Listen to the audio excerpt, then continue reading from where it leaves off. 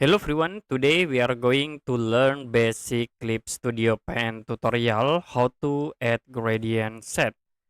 So if you want to add gradient, you can select the layer and then choose this icon gradient. So we have a lot of option in here. For example, I will use foreground to background. You can click and then set for the color.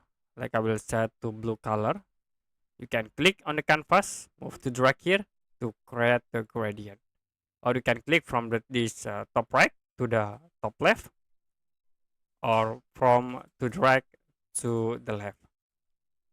So that's it to create for gradients. If you want to apply the gradient into the objects, like in here I will create the rectangle object.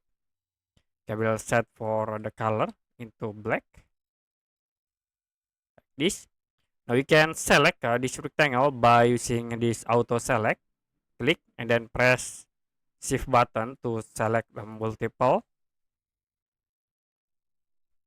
If you done, you can go back to the gradient. Like I will set the color to red color with white color. So you can click from this point, hold, move to drag to create the gradient.